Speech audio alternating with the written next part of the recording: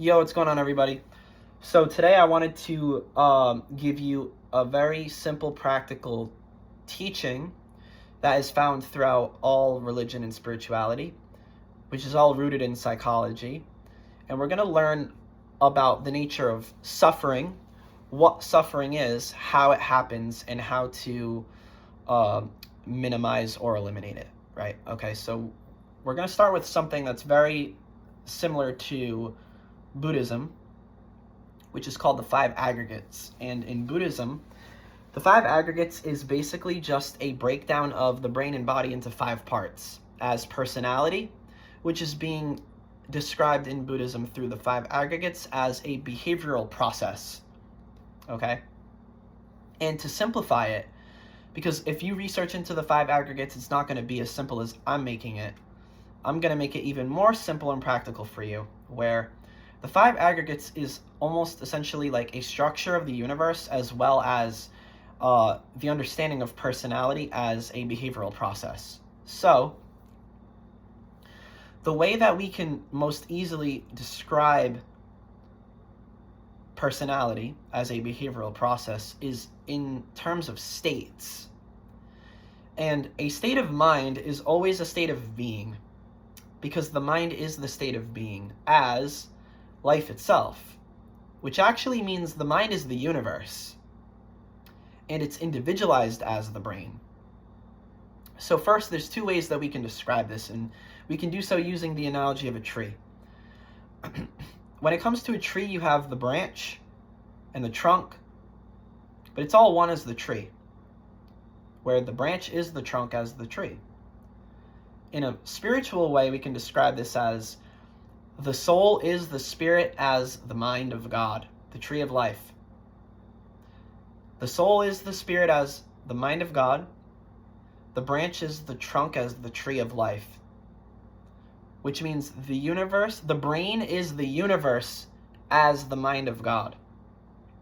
Okay? Whether we say the soul is the spirit as the mind of God, or the brain is the universe as the mind of God, we're saying the branch is the trunk as the tree of life. So the mind is first the universe, and then it's individualized as the brain, in the same way that the tree is first the trunk, and then it's individualized as the branch. Okay? And we can describe this in terms of states, where first, because the mind is the state of being, any and everything is always a state of mind as a state of being. So we start off with the state of being. And from that is the state of thinking. And from that is the state of feeling. And from that is the state of doing. And we can break this down as vision, cognition, emotion, and action, which is being, thinking, feeling, and doing. And there's two different ways that we can distinguish this depending on how we're emphasizing the mind. If we're emphasizing the mind as the universe, then we can say the mind, brain, heart, and body. But if we're emphasizing the mind as the brain, then we can say the spirit, mind, heart, and body. And so either way, it's actually a structure of the universe, which is actually describing the process of creating, where creating is materializing, materializing is manifesting, manifesting is reflecting, and reflecting is visualizing, because everything reduced to being is reduced to vision. Being, thinking, feeling, doing is vision, cognition, emotion, and action, as the mind, brain, heart, and body, or the spirit, mind, heart, and body, depending on whether you're emphasizing the mind as the universe or the brain. But more accurately, semantically speaking, which means not what we're saying, but how we're saying it, the mind is more accurately the universe first before it's the brain. Okay?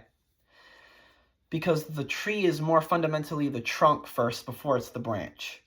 First it's the trunk, then it's individualized as the branch. So the mind is first the universe, and then it's individualized as the brain. The mind is first the spirit, then it's individualized as the soul. Okay?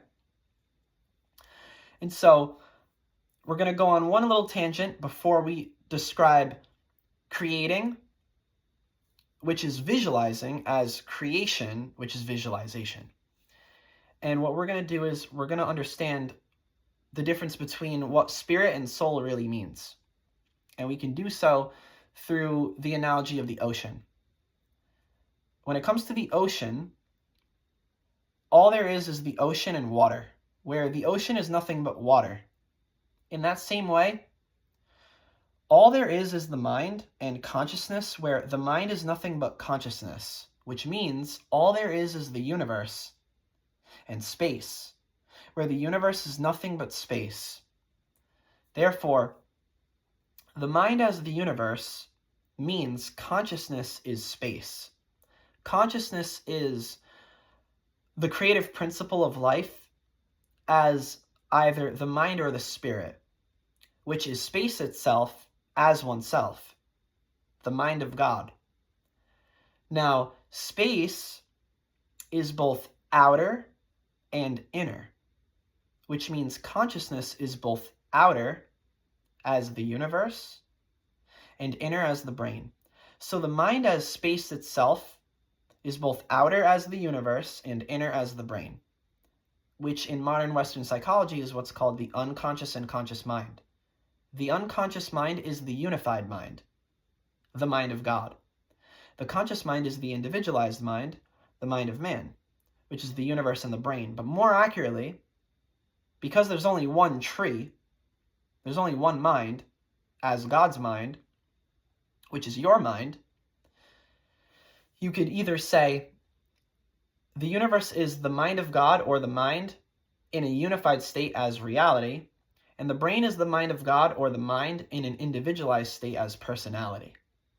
And that's the difference between being and behaving. Behaving is thinking, feeling, and doing, which is all materializing, which is manifesting, as reflecting, which is visualizing.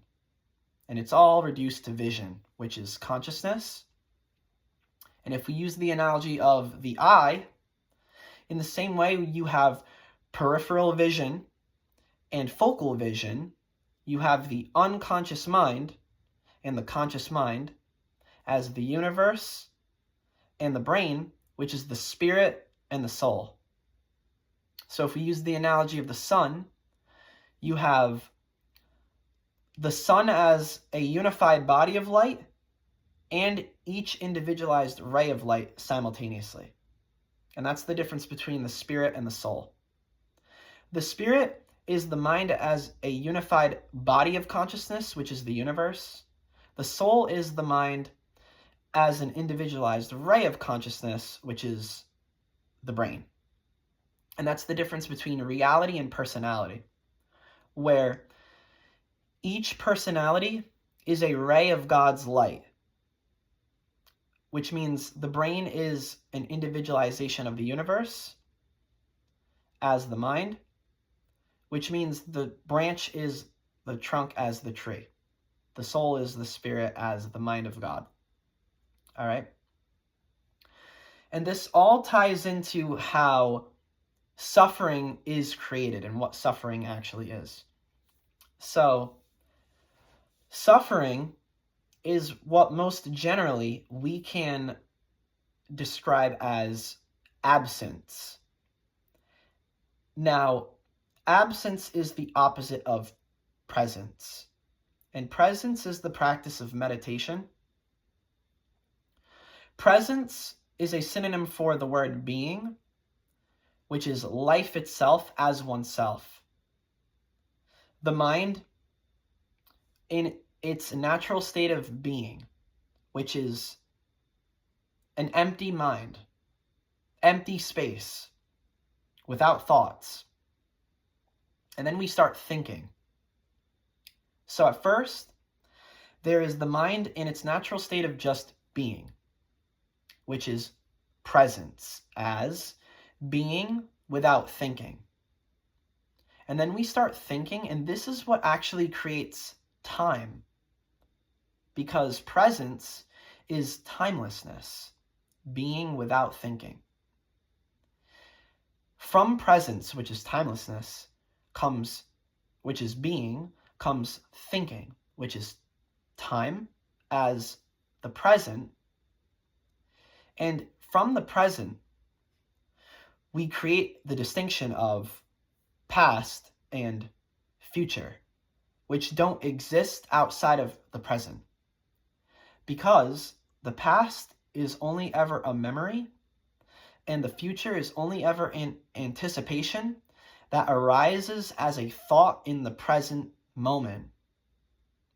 And so therefore, even the present moment is just a thought in your mind that contains the past and future.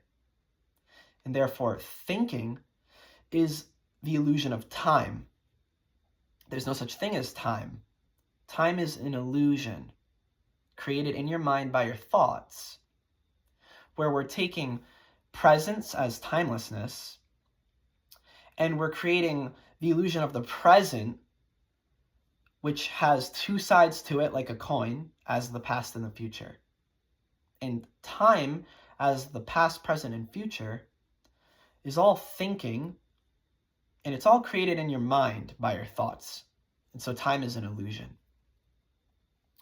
So we start off in the natural state of just being without thinking, which is presence. And then we start thinking. Now we've entered into thinking within being, which is the present. And from the present is also created the past and the future, which is time. So from timelessness, we've stepped into time. Being without thinking, then we start thinking within being.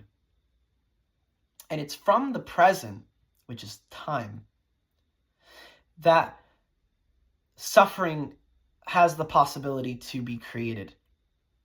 Because it's from the present that we can enter into absence, which is being within thinking, which is being in your head, being in your thoughts.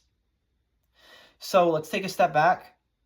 There's presence, there's the present, and then there's absence. Presence is being without thinking. The present is thinking within being. And absence is being within thinking, which is being in your thoughts, being in your head. So we can use the analogy of a garden or the sky to understand the nature of the mind. And we do so through the practice of meditation, which is a combination of self-observation and contemplation as self-reflection. And through the practice of self-reflection, which is meditation, you'll come to the intuition that the mind is like the sky, as the space, the inner space, as oneself. And then there's the clouds and weather patterns as thoughts and mental states. So in the same way you have the sky, clouds, and weather patterns, you have the mind, thoughts, and mental states. And from there, we can use the analogy of a garden to understand how suffering is created. In the same way, you have the sky, clouds, and weather patterns as the mind, thoughts, and mental states. Using the analogy of a garden, the mind is the soil of life. The mind is the soil, thoughts are seeds. And seeds can either sprout as crops or weeds, which are healthy and unhealthy thoughts. Suffering is reduced to thinking, okay? Because suffering is a quality and quantity of thought as a weed. Suffering is either stress, depression, or anxiety, which is created in your mind by your thoughts. And it manifests in your mind as a narrative, a conversation. And that conversation goes something like this. Life's happening in the present. Life happened in the past. Life's about to happen in the future. Something's happening. Something happened. Something's about to happen. And it's all to me. And this is what suffering is as thinking. Because suffering is reduced to thinking. Suffering is thinking in the present, which is stress. Thinking in the past, which is depression. Thinking in the future, which is anxiety. So, life's happening, life happened, or life's about to happen to me is all a thought process created in your mind. It's all your thoughts. It's all thinking. Okay? Thinking of what's happening, thinking of what happened, thinking of what's about to happen. I'm behind on my bills. I'm behind on my rent. I need to get my bills paid now.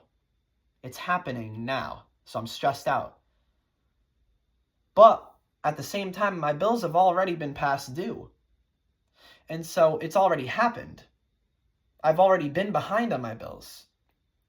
But if I don't get my bills paid, then I can get evicted. And in the future, I'll be homeless. And we can see how it's through thinking that the illusion of time and suffering is created as this narrative, this conversation, this thought process of something's happening, I'm behind on my rent. But it's also simultaneously already happened because I've already been behind on my rent. My rent was due last week, 2 weeks ago. If I don't get it paid soon, my landlord threatened that he'd evict me, and in the future, I'll be homeless. And so the present, past, and future are all one thing created by your thoughts, which is the illusion of time. As this narrative of life's happening, life happened, life's about to happen, and it's all an illusion. It doesn't exist outside of your thoughts. It's because you started thinking that this scenario was created. It didn't exist before you started thinking. But it's hard to see that when you haven't meditated enough. So, what's actually happening is not thinking in and of itself, but that a certain quality, it's not that you started thinking, it's that you started thinking a certain way. So it's a quality and quantity of thinking, okay, which is all wrapping around to what I'm trying to get to through the analogy of the garden, right? You have the mind, which is the soil, and thoughts, which are seeds. Seeds can either sprout as crops or weeds. Thoughts can manifest as healthy or unhealthy feelings in our body, right? The mind is the universe as the soil of life.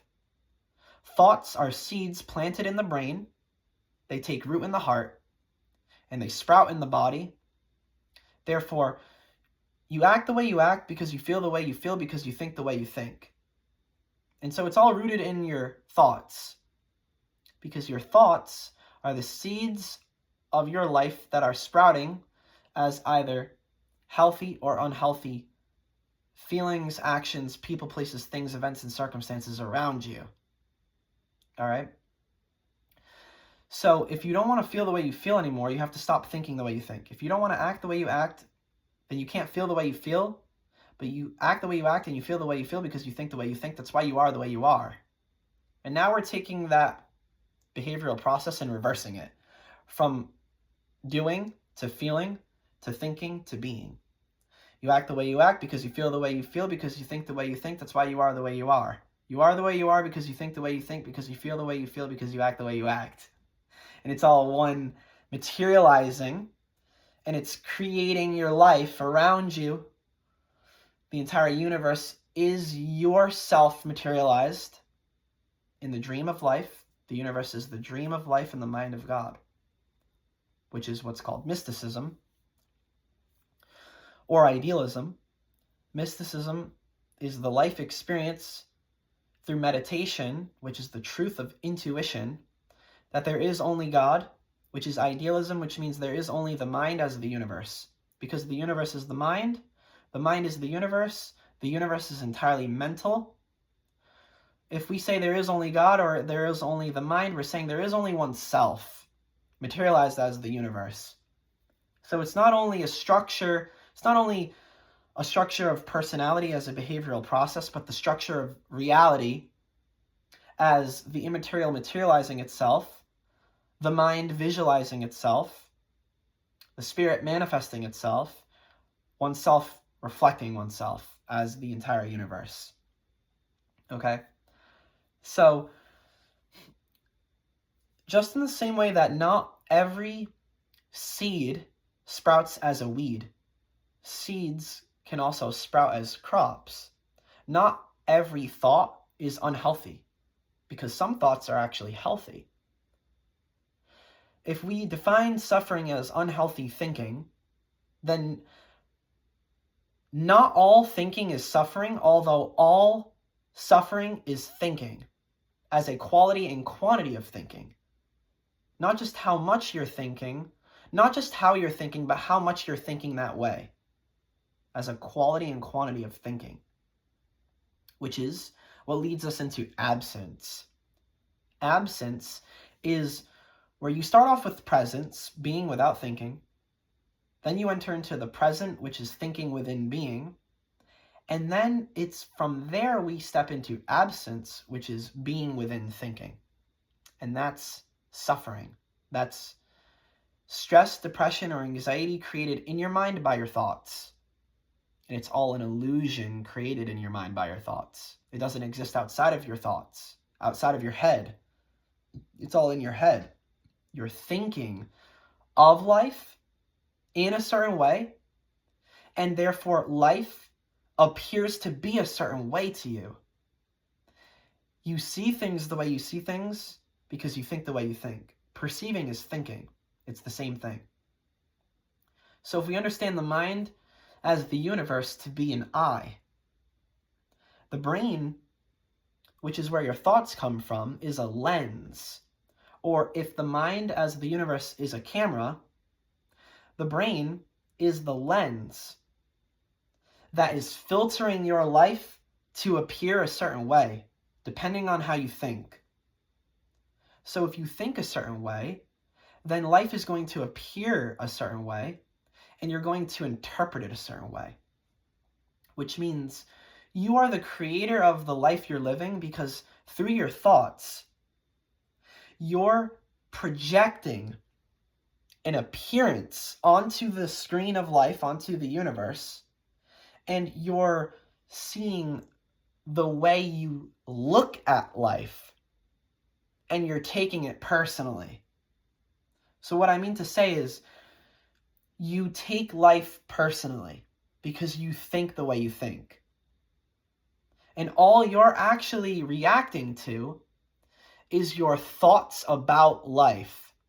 And then you're thinking about your thoughts about life. So you're projecting your thoughts about life onto life. Now life appears that way to you. And then you're reacting to that appearance that you made up because of the way you think. So you're not actually seeing reality straight, because you have a lens, a prescription on, which is your perception, which is not clear vision as an empty mind, which is being without thinking. And it's not even just thinking within being, but now it's become being within thinking, where you're so lost in your thoughts because you can't see the difference between reality as you think about it, life as you see it, and life or reality as it is. And the only way that you can do so is by stop thinking. To end suffering, if not all thinking is suffering, but all suffering is thinking, then the answer to end all suffering is to stop thinking. You're thinking way too much, and those thoughts are being projected onto life.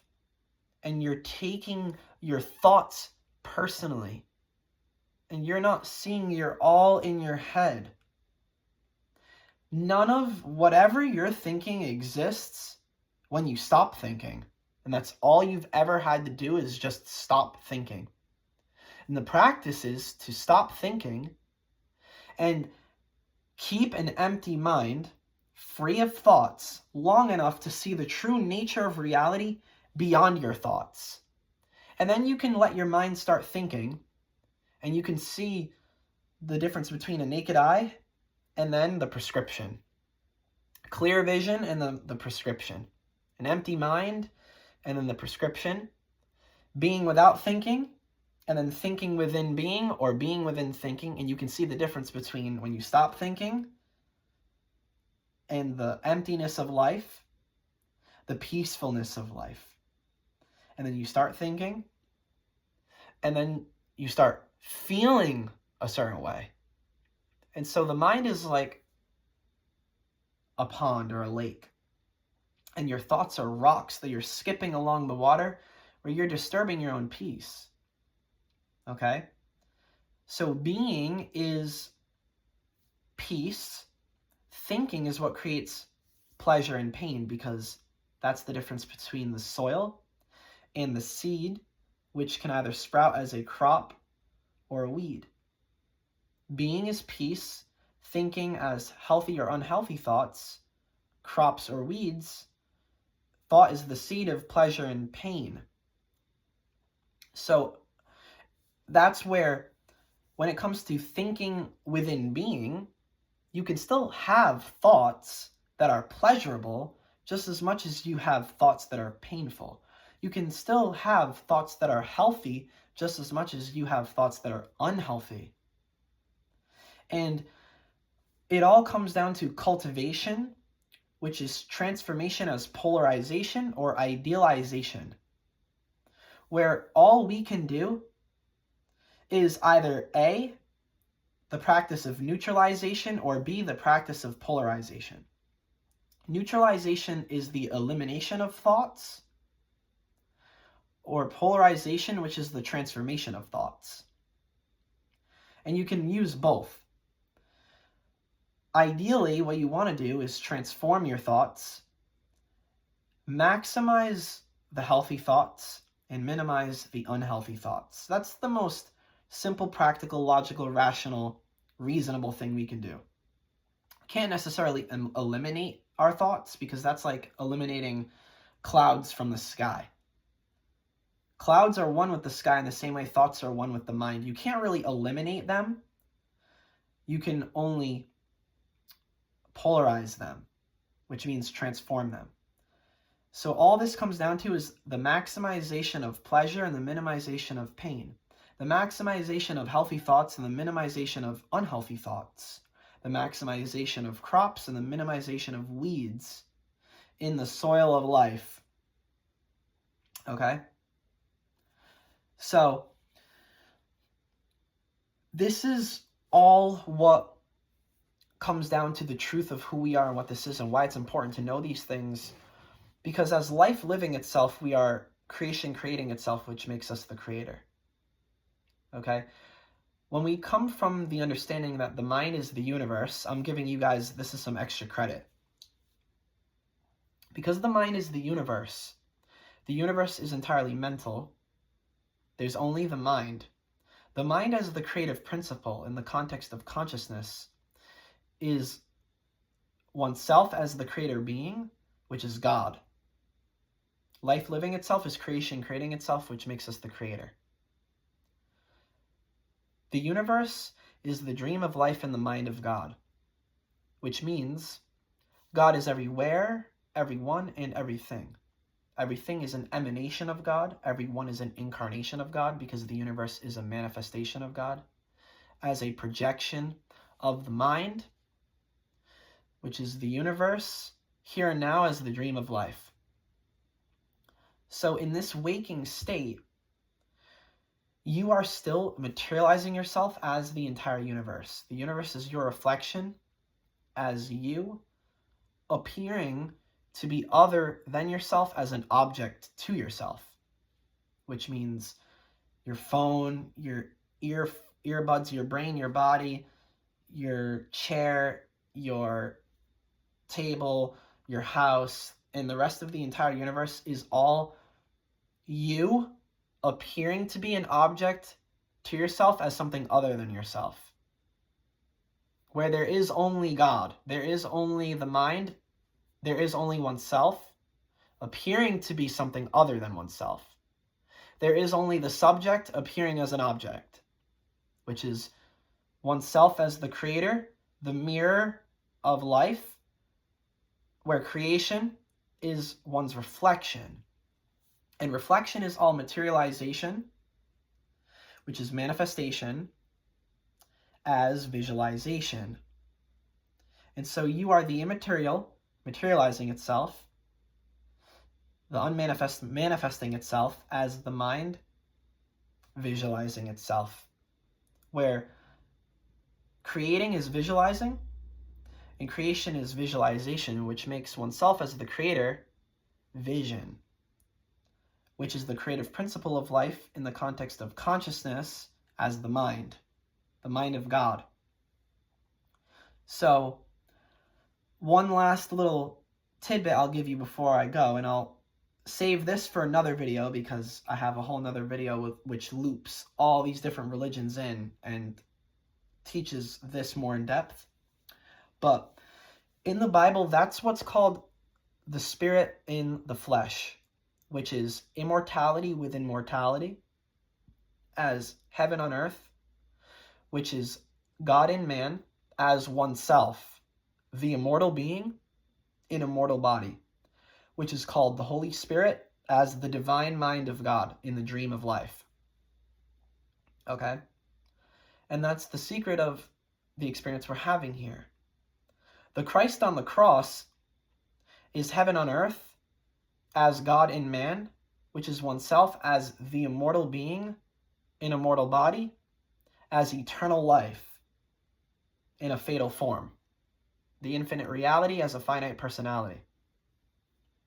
Where, going back to the analogy of the tree of life, each branch, which is each brain, as an individualization of the trunk or the universe, is actually an incarnation of God as the body being a materialization of the mind and the dream of life along with the rest of the universe. So each and every one of us as a human being is a form of life, an image of oneself as an incarnation of God. And so every single one of us is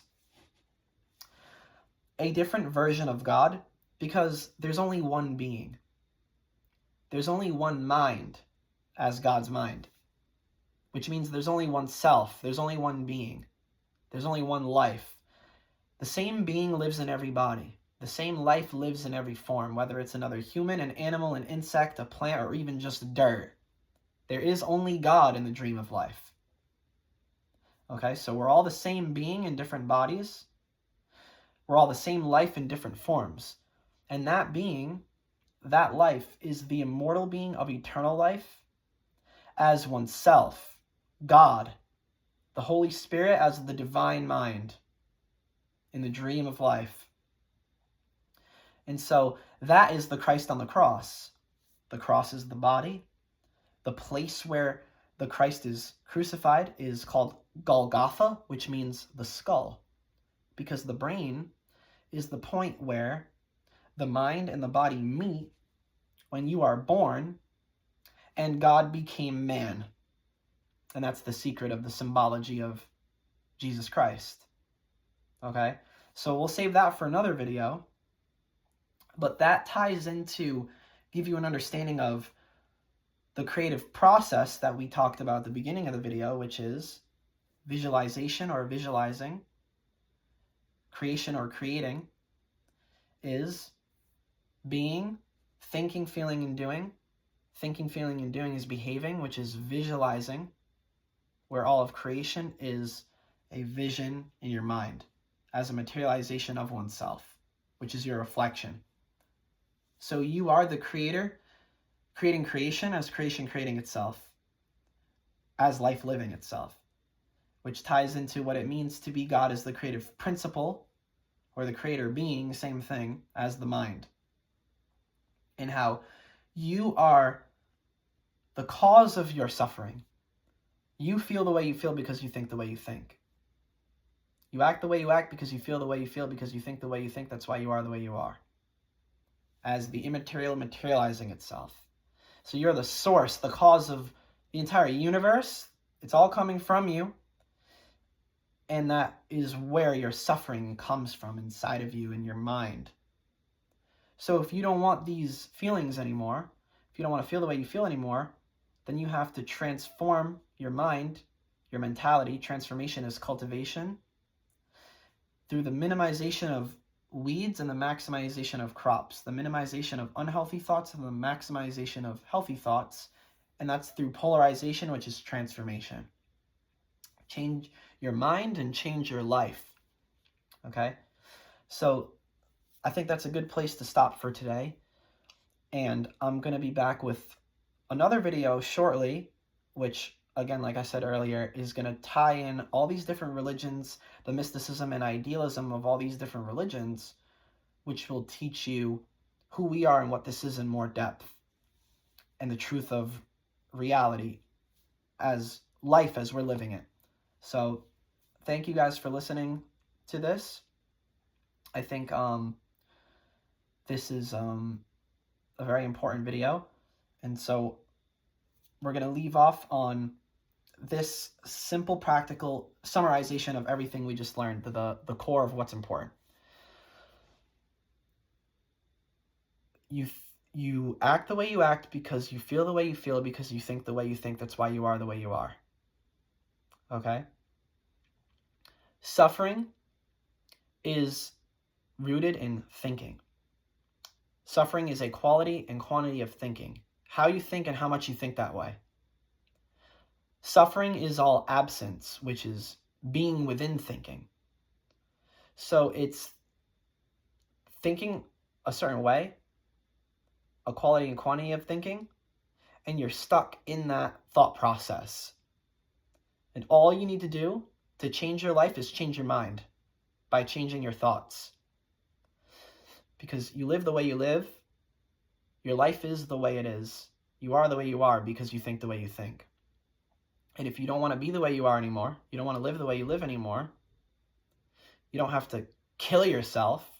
You have to be reborn, resurrected in the sense that you're transformed, because to change your life is to change your mind. And that's the rebirth of psychology. To have a new life, you need a new mindset. You got to change the way you think. And that's what it's all about. So absence is suffering as being within thinking, being in your thoughts, being in your head.